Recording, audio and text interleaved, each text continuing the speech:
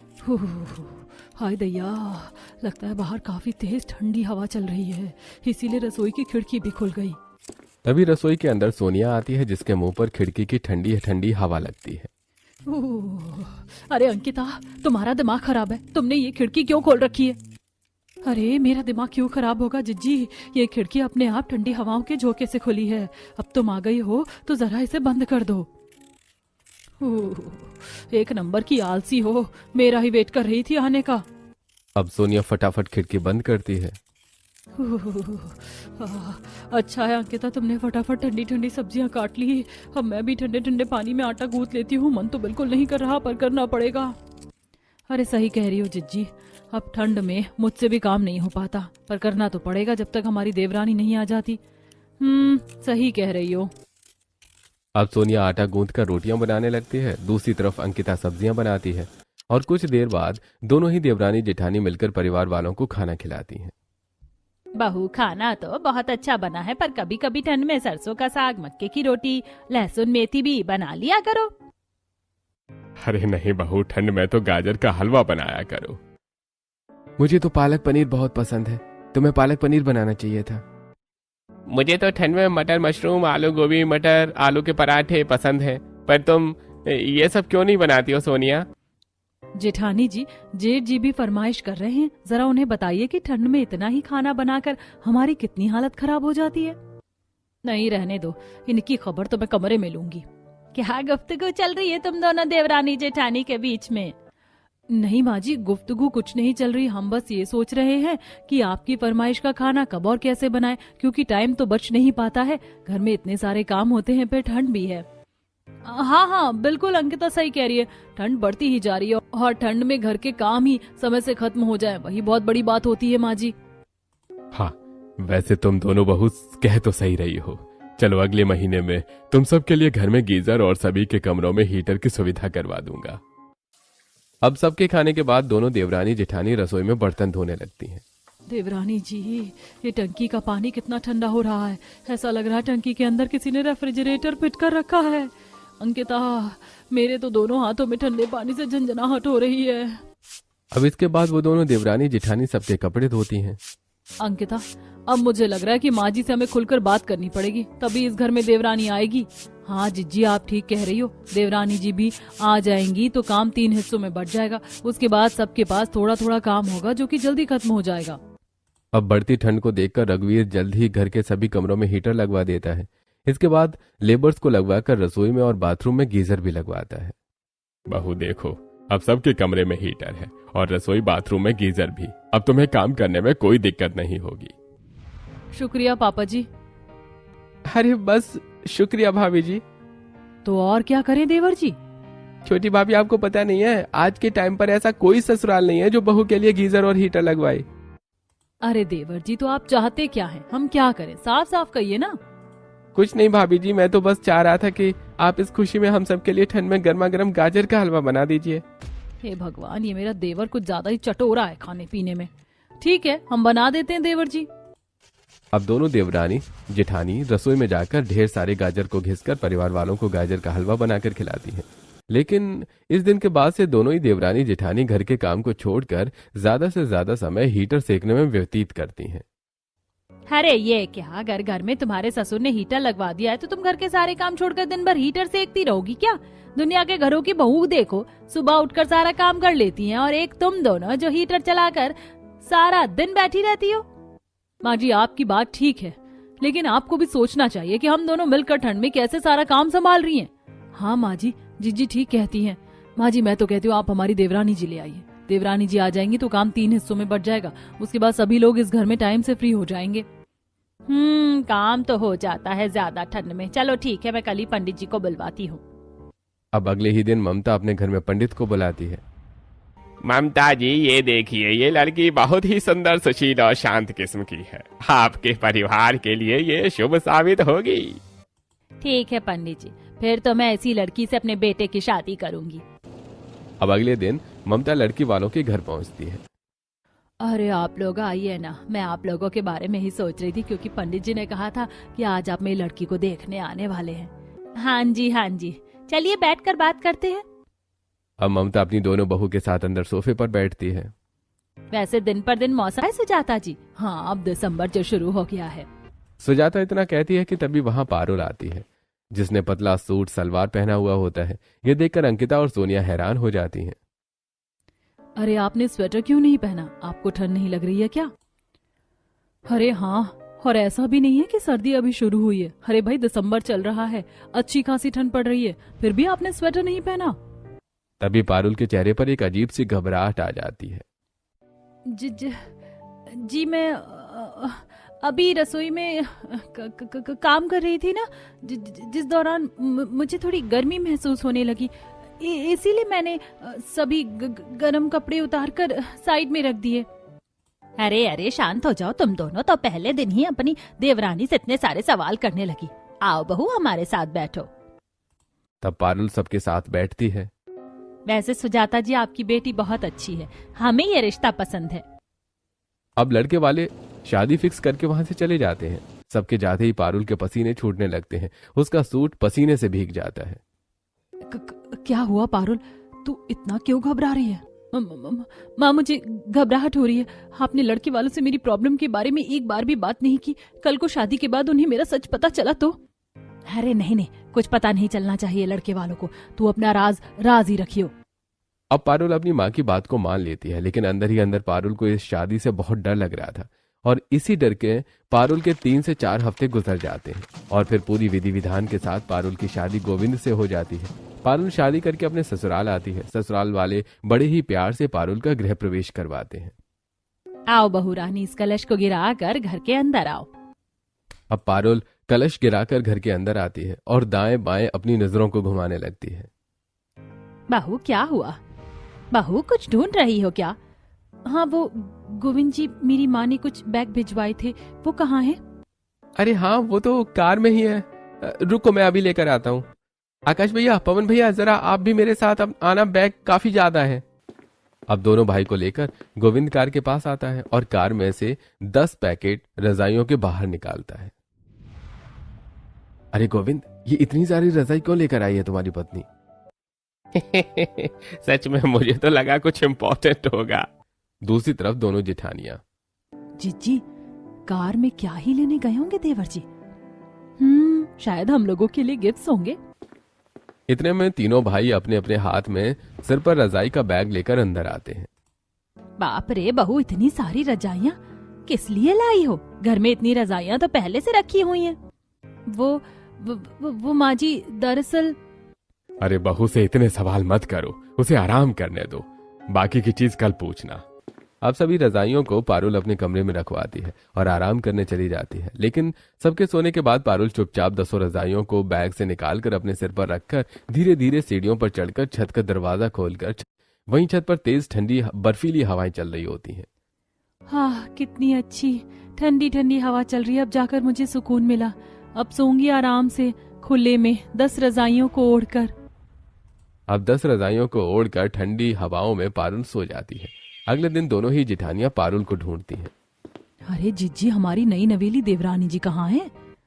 पता नहीं, कहीं नहा धोकर छत पर कपड़े तो नहीं सुखा रही हैं। चलो देख कर आते हैं। अब दोनों ही जेठानियां छत पर आती हैं, जहां उनकी देवरानी खुले में 10 रजाइयों को ओढ़कर ठंडी ठंडी हवा में ओस के नीचे आराम से सो रही होती है। वहीं अंकिता और सोनिया की छत पर कुछ ही सेकंड में कुल्फी जम जाती है। जीजी, हमारी देवरानी जी इतनी ठंड में आराम से खुले में कैसे सो रही हैं? पता नहीं, रुको मैं उठाती हूँ इसको। अरे देवरानी जी उठिए, आपको ठंड नहीं लग रही है क्या? अब घबराकर पारुल उठकर बैठती है। हे भगवान, कहीं इन्हें कुछ पता तो नहीं चल गया? अरे देवरानी जी, आप यहाँ ऐसे छत पर खुले में कैसे सो रही हैं? आपको ठंड नहीं लग रही है क्या? आपने स्वेटर भी नहीं पहना है। हमारी तो 5 मिनट में कुल्फी जम गई यहाँ, और आप आराम से 8 घंटे की नींद ले रही हैं छत पर खुले में 10-10 रजाइयों को ओढ़कर। सच में, और हाँ, ये रजाई तो तुम हमारे लिए लेकर आई थी ना, फिर 10 की 10 रजाई खुद ही ओढ़कर सो गई। नहीं, ये रजाई तो मैं स्पेशल अपने लिए लेकर आई हूँ, और मैं 8 घंटे से नहीं, अभी कुछ देर पहले ही आकर खुले में सोई हूँ। दरअसल कमरे में मुझे थोड़ी बेचैनी सी हो रही थी। ठीक है, अब जल्दी जल्दी नीचे चलो, वरना हम सबकी तबीयत खराब हो जाएगी। हाँ जीजी, सही कह रही हो। और देवरानी जी, आपको तो अभी अपनी पहली रसोई का खाना भी बनाना है। अब पारुल नहा धोकर अपनी पहली रसोई का खाना बनाने के लिए रसोई में जाती है। ये भगवान, कितनी गर्मी हो रही है, रसोई में सब कुछ बंद कर रखा है।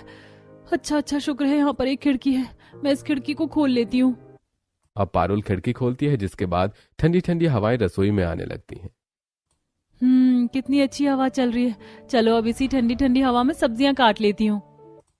अब फ्रिज से सब्जियां निकालकर पारुल उन्हें काटने लगती है। सब्जियां काटने के बाद पारुल सभी सब्जियों को सिंक में टोटी ऑन करके धोने लगती है कि तभी टोटी में से गरम गरम पानी पारुल के हाथ पर गिरता है और पारुल घबराते हुए अपने हाथों को पीछे की ओर खींचती है। ओ गॉड, लगता है मेरे ससुराल वालों ने गीजर लगा रखा है, लेकिन मैं इतने गर्म पानी में काम नहीं कर पाऊंगी। एक काम करती हूँ, फ्रिज से बर्फ निकाल लेती हूँ। अब दिसंबर की कड़ाके की ठंड में पारुल फ्रिज से बर्फ निकालकर सब्जी के भगोने में डालती है। फिर उसमें टोटी का पानी डालकर भरती है और जब पानी थोड़ा ठंडा हो जाता है तब पारुल सब्जियों को धोने लगती है। पारुल ऐसा कर ही रही होती है कि तभी पीछे से उसकी दोनों जेठानी आती हैं। ओ देवरानी जी, आप सब्जी धो रही हैं? लाइए मैं धो देती हूँ। तब तक आप मसाला पीस लीजिए और जिज्जी आटा गूंथ लेंगी, ऐसे काम जल्दी निपट जाएगा। हाँ सही कहा।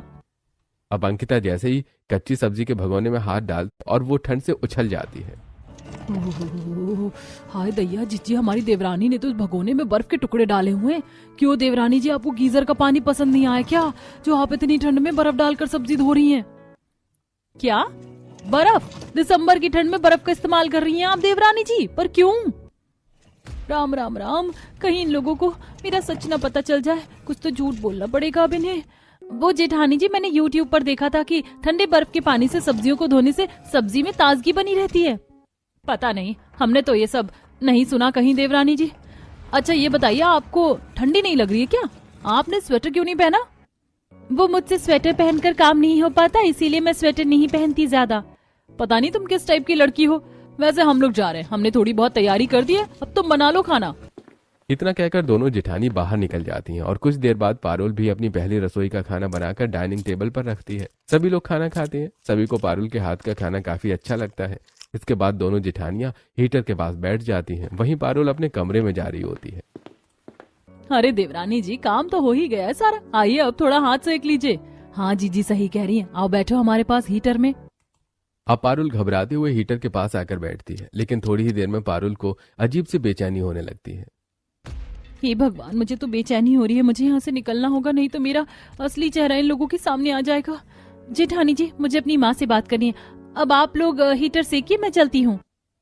इतना कहकर पारुल भागकर फटाफट बालकनी में आकर खड़ी होती है, जहाँ ठंडी ठंडी हवा उसके शरीर को छू रही होती है।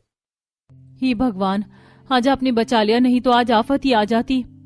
अब इसके बाद रात का खाना बनाकर पारुल सबको खिलाती है। सभी लोग खाना खाकर अपने अपने कमरे में आराम करने जाते हैं। वहीं सबके सोने के बाद पारुल फिर से अपना बिस्तर लेकर कमरे के बाहर आती है। तभी कमरे के जस्ट सामने पारुल को उसकी जेठानी नजर आती है। ये देखकर घबराकर सारा सामान लेकर पारुल कमरे के अंदर घुसती है और गेट बंद कर लेती है। हाय रब्बा, ये इतनी रात को मेरी जेठानी भटकती आत्मा की तरह घर में क्यों घूम रही है? कहीं उन्होंने मुझे देखा तो नहीं? अब धीरे धीरे डर डर कर पारुल अपने कमरे का दरवाजा खोलती है तो बाहर कोई नहीं था। हे भगवान, शुक्र है कोई नहीं। एक काम करती हूँ, आज आंगन में ही सो जाती हूँ। कौन इतनी भारी रजाइयों को उठाकर छत पर जाएगा? अब आंगन में पारुल अपना बिस्तर बिछाकर ठंडी ठंडी हवा में 10-10 रजाइयों को ओढ़कर आराम से सो जाती है। अब अगले दिन सुबह 5 बजे आसपास के लोग ये सब देखकर, बाप रे बाप, ममता की बहू खुले में क्यों सो रही है? इसे ठंड नहीं लग रही है क्या? क्या पता सुमित्रा जीजी, ममता जी के साथ बहू की कोई लड़ाई हुई हो। अरे हो सकता है घर वालों ने बहू को जबरदस्ती बाहर निकाल दिया हो। अब आसपास की खचर पचर सुनकर ममता बाहर आती है। पीछे से दोनों जेठानियां भी आती हैं। लो ममता जी आ गई। अरे ऐसी भी क्या लड़ाई हुई आपकी अपनी बहू से ममता जी, जो आपने इन्हें घर से बाहर ही निकाल दिया? वैसे ममता, बेटी जात घर के बाहर खुले में सोती अच्छी नहीं लगती। मम्मी जी, देवरानी जी तो हमारी नाक कटवा रही हैं। देवरानी जी उठिए जल्दी। जीजी, 10-10 रजाइयों के नीचे घुसी हुई हमारी देवरानी जी आवाज पता नहीं सुन भी रही है कि नहीं। अरे ओ देवरानी जी उठिए। अब घबराकर पारुल उठकर बैठती है। तभी ममता पारुल का हाथ पकड़कर उसे घर के अंदर लेकर आती है। बहू, ये सब क्या था? तुम इस तरह खुले में क्यों सो रही थी बाहर? मोहल्ले वाले कितनी बातें सुना रहे थे, तुमने सुना? वो माँ जी, मुझे कमरे में नींद नहीं आती। मैं चाहकर भी कमरे में नहीं सो सकती। सब ड्रामा है इनका ये माँ जी। मुझे कुछ नहीं पता, कल से मुझे तुम बाहर सोई हुई मिली तो मुझसे बुरा कोई नहीं होगा, सोच लेना बहू। अब सासू माँ की फटकार खाकर पारुल अगले दिन न तो छत पर सोती है और न ही आंगन में। वो घर की बालकनी में अपना बिस्तर लगाकर खुले में ठंडी ठंडी हवाओं में 10-10 रजाइयों को ओढ़कर सो जाती है। अब अगले दिन दोनों जिठानियां फिर से अपनी देवरानी को खुले में सोता देखकर उसके शरीर से एक एक रजाई खींचने लगती हैं। अरे उठिए देवरानी जी, आपको कहा था ना माँ जी ने खुले में नहीं सोना। सच में कैसे घोड़े बेच कर सो रही हैं। माँ जी की बातों का तो इसको फर्क ही नहीं पड़ा। तभी वहां पर ममता गिलास में ठंडा ठंडा पानी लेकर आती है और अपनी बहू के मुंह पर फेंकती है और पारुल घबरा कर उठ के बैठती है। बहू, मैंने तुम्हें मना किया था ना खुले में सोने से, तुम्हें समझ नहीं आया? अरे क्या साबित करना चाहती हो? तुम्हारे ससुराल वाले जानकर तुम्हें बाहर सुला रहे हैं। पर माँ जी ये तो घर की बालकनी है, यहाँ तो सो ही सकती हूँ ना, मुझे कमरे में नींद नहीं आती। मैंने कहा था ना नहीं सोना खुले में, कल को इस तरह से सोते सोते बीमार पड़ गई तो मोहल्ले वाले हमें ही उल्हाना देंगे। पर मम्मा जी। परवर कुछ नहीं देवरानी जी, चुपचाप से अपनी ये 10 की 10 रजाई उठाओ और निकलो यहाँ से। अब दोपहर को अचानक पड़ोस की गायत्री ममता के घर आती है। अरे गायत्री, तुम यहाँ क्या हुआ, परेशान लग रही हो? क्या बताऊं ममता बहन, मुझे वो कुछ रजाइयों की जरूरत थी। मेरी बेटी की सगाई हुई है आज, तो कई रिश्तेदार रुके हुए हैं और मैं उन्हें ठंड में सुलाना नहीं चाहती। तभी पीछे से अंकिता और सोनिया आती हैं। अरे तो इसमें घबराने वाली क्या बात है गायत्री चाची, आप रुकिए, मैं अभी आपके लिए रजाइयां लेकर आती हूँ। अब सोनिया फटाफट पारुल की गैर मौजूदगी में उसके कमरे से सारी रजाइयां लाकर गायत्री के हाथ में थमा देती है। शुक्रिया बहू, मैं चलती हूँ। अरे तुमने छोटी बहू की रजाइयां दे दी गायत्री को?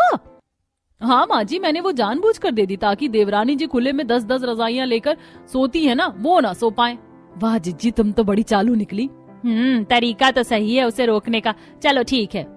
इतना ही नहीं माँ जी, मैं छत पर मेन गेट पर ताला भी लगा दूंगी, फिर बालकनी में पानी भी गिरा दूंगी और फिर देखूंगी देवरानी जी कैसे सोती हैं खुले में।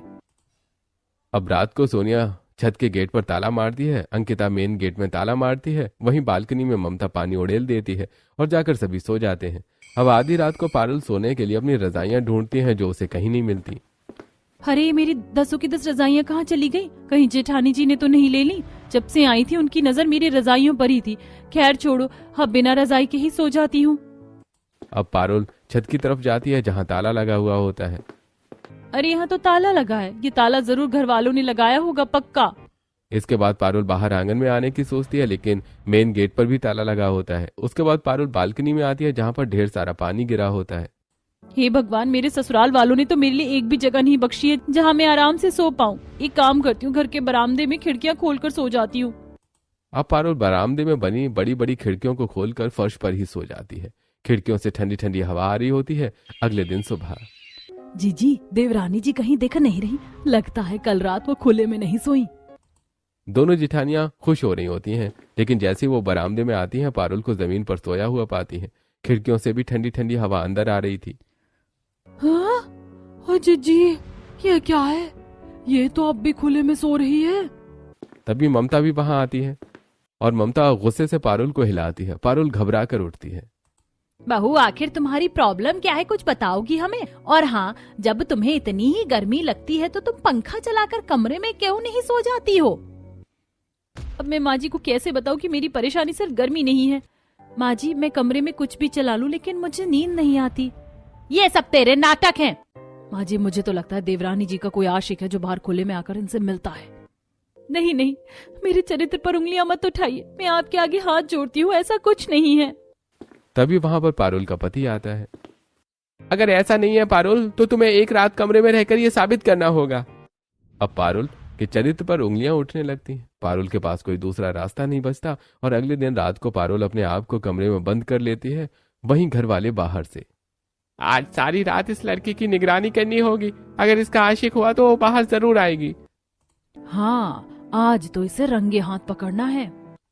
अब जहां घर वाले पारुल को रंगे हाथ पकड़ने की फिराक में थे, वहीं पारुल कमरे के अंदर जिंदगी और मौत से लड़ रही थी। पारुल का शरीर लाल पड़ चुका था, आंखें भी लाल हो चुकी थी। दिसंबर के महीने में फुल स्पीड पर पंखा चल रहा था, लेकिन उन हवाओं का असर पारुल के शरीर पर जरा भी नहीं हो रहा था। माँ, आप कहाँ हो? माँ, अपनी बच्ची को बचा लो माँ। अब कांपते हाथों से पारुल अपनी माँ को फोन करती है। माँ, मुझे बचा लो, मेरी सांसें रुक रही है माँ। तो कहाँ है मेरी बच्ची अभी? मम्मा कमरे में हूँ, आज सारी रात मुझे यही रहना है। तू बाहर निकल बेटी, कमरे से, नहीं तो तेरा ताप बढ़ने लगेगा। नहीं नहीं माँ, मैं बाहर निकली तो मैं चरित्रहीन साबित हो जाऊंगी। यह सब सुनकर पारुल की माँ फोन रखती है और रातों रात ऑटो पकड़कर पारुल के ससुराल आती है। कहाँ है मेरी बच्ची? मेरी बच्ची कहाँ है? सुजाता जी आप यहाँ? वैसे आपकी बेटी यहाँ इस तरफ इस कमरे में है। अब सुजाता दरवाजे को खटखटाती है लेकिन पारुल दरवाजा नहीं खोलती।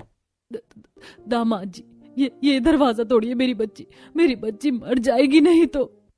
यह सुनकर गोविंद तेज तेज दरवाजा पीटता है और फिर लात मारकर गोविंद दरवाजा तोड़ देता है। पारुल बेहोश होती है, उसके कपड़े पसीने से पूरे गीले होते हैं। देवरानी जी, माँ जी, देवरानी जी को क्या हो गया? पानी, कोई ठंडा पानी लाओ।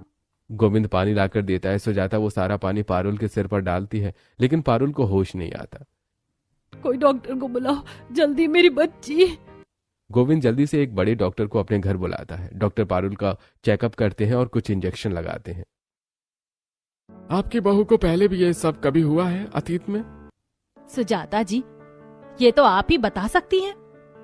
हाँ डॉक्टर, ये पहली बार तब हुआ था जब मैंने एक बार। माँ मुझे बाहर आना है माँ, यहाँ मुझे बहुत बेचैनी हो रही है माँ। माँ दरवाजा खोलो ना माँ। नहीं, बिल्कुल नहीं खोलूंगी, अंदर ही रह, बहुत शैतानी करने लगी है। अब गुस्से से सुजाता दरवाजा नहीं खोलती लेकिन फिर कुछ देर बाद दरवाजे के बाहर आवाज आनी बंद हो जाती। अरे ये इतनी शांत क्यों हो गई? मेरे बिना तो उसे नींद भी नहीं आती है। अब सुजाता घबराकर दरवाजा खोलती है और देखती है कि पारुल का पूरा शरीर लाल पड़ा है और वो पसीने में गीली होकर बेहोश है। अब सुजाता फटाफट डॉक्टर को बुलाती है। पता नहीं आपकी बेटी को क्या हुआ है, शायद घबराहट की वजह से वो बेहोश हो गई है। मैं कुछ समझ नहीं पा रहा हूँ, पर मैंने कुछ दवाइयां दी हैं, इससे ये होश में आ जाएगी। अब दवाई देके डॉक्टर वहां से चला जाता है। पारुल को भी होश आ जाता है।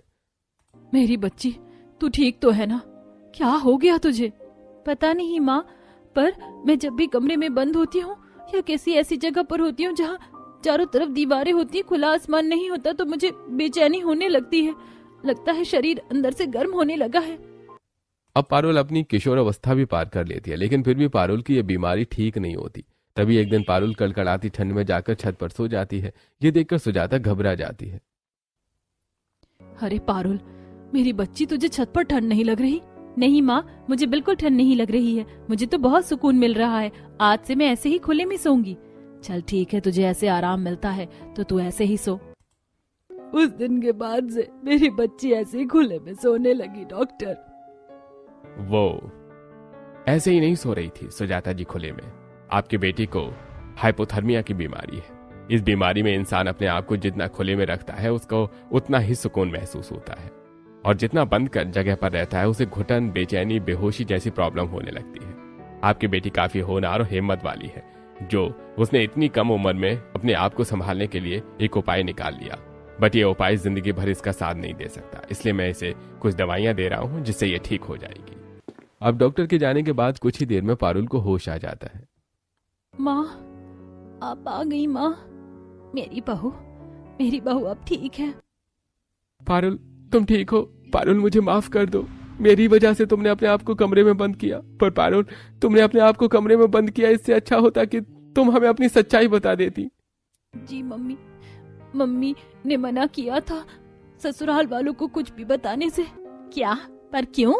आखिर क्यों सुजाता जी आपने झूठ बोला? अगर आप पहले ही अपनी बेटी की बीमारी हमसे शेयर करती तो आज हम आपकी बेटी का इलाज करवाते, उसे कमरे में बंद नहीं करते। हाँ माँ जी, आपके इस झूठ के कारण हमारे मन में कितने गंदे ख्याल आए पारुल को लेकर, आप जानती भी हैं। I am really sorry Parul, मुझे माफ कर दीजिए। मुझे आपसे कुछ नहीं छुपाना चाहिए था, ना अपनी बेटी को झूठ बोलना सिखाना था। देखिए, गलती तो हम सबसे हुई है, इसीलिए हम सबको पारुल से माफी मांगनी चाहिए। आज पारुल के साथ जो कुछ भी हुआ उन सबके पीछे हम सबका हाथ है। अब घर का हर एक सदस्य पारुल से माफी मांगता है। पारुल अब सबको माफ कर देती है। अब सही दवाइयों को लेकर पारुल भी ठीक हो जाती है और अब वो नॉर्मल लोगों की तरह ही कमरे में सोने लगती है।